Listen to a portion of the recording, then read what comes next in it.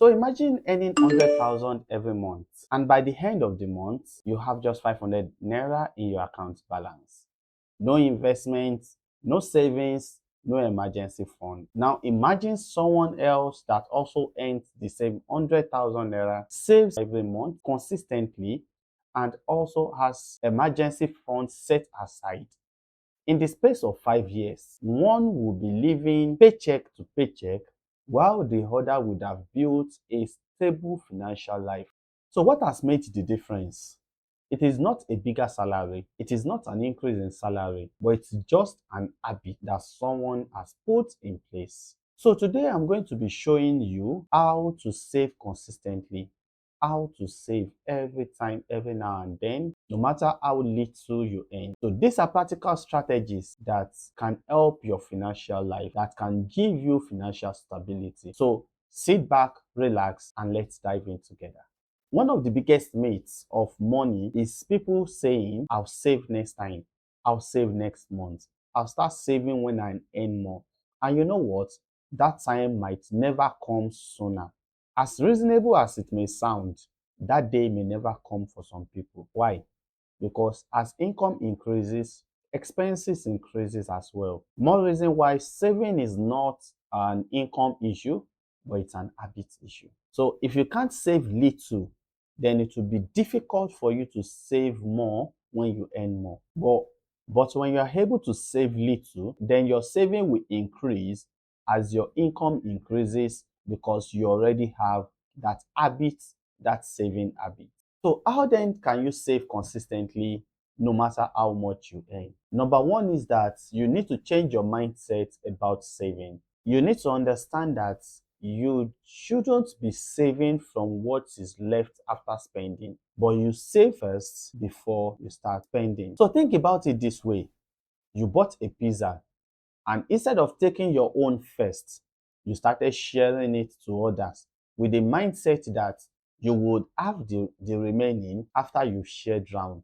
But unfortunately, you might never have anyone remaining, which will leave you hungry, which will leave you with crumbs. So instead, you take the first slice, then share what is remaining to others. Same as your salary, same as your earning, same as your income. When you receive your income, you take for yourself first. That's what they call paying yourself first. So you take for yourself first before you start sharing the remaining on your expenses. By that doing, it will give you a saving habit and make you consistent over time. So even if it is only 5% of your income or your earning that you can save, the consistency is what matters. Then number two, automate your savings. You know, willpower is unreliable. When you say I will take it off myself. When the money comes in, you look at your expenses and you'll be like, no, I can't do this month. I'll do it next month. And this over time affects your savings. But you know what? When it's automated, when it's taken even from source, even before it lands in your account, or as it's landing in your account, it's being taken off immediately. Then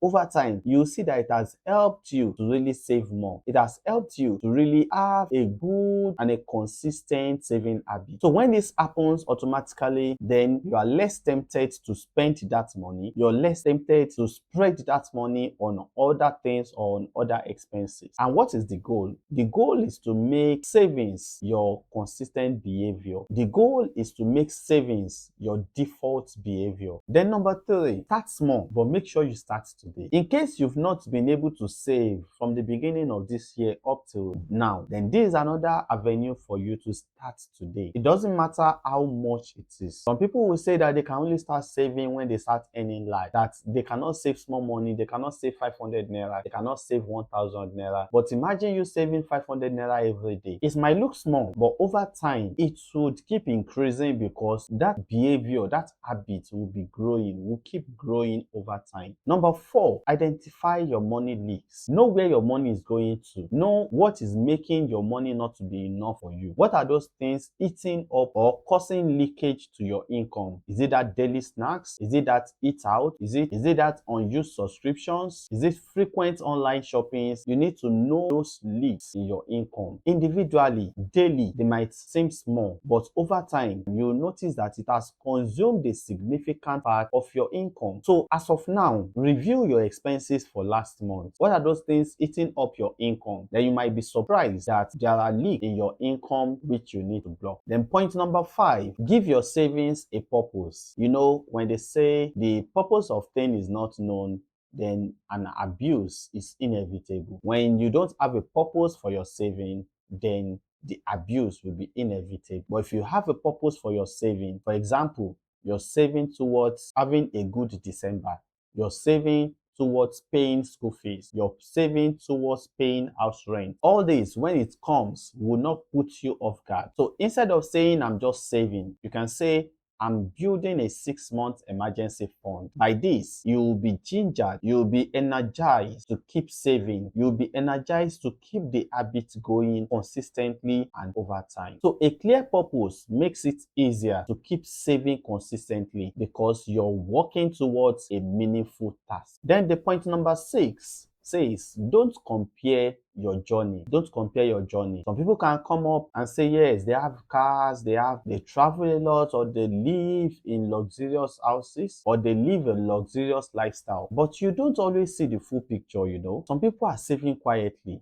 Some people are investing quietly. Some people are in debt. So focus on your own progress. Even if someone is saving 50,000, don't compare yourself with that person. You save what you can afford. You save a portion you can consistently do with, and over time you will be growing, your savings will be growing, your saving amount itself also would keep growing. So here are the 6 strategies that we've discussed in this video today. Number 1 is that you need to change your mindset about saving. You really need to change your mindset about saving. Then number 2 is that ensure that you automate your savings. As it's landing in your account, let it be automatically going into the saving scheme, or even let it be taken from source before hitting your bank account. Then number 3 is that you start small, then save consistently. Start small, save consistently, and grow gradually. Number 4 says identify your money leak. Know where your funds are going into. Know the pipes. Know your flows. Know how your fund is flowing out of your account or out of your hand. Then number 5 says that give your savings a clear purpose. Let there be a purpose for which you're saving. Don't just save aimlessly. Then the last one, don't compare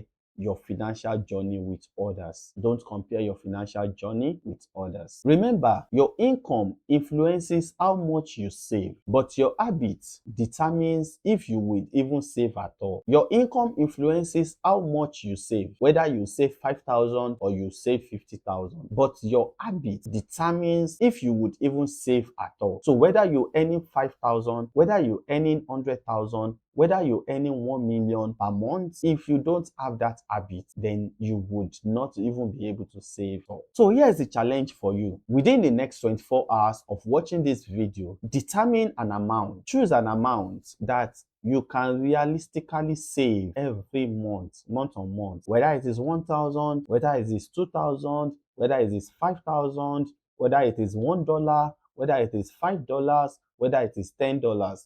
An amount that you can consistently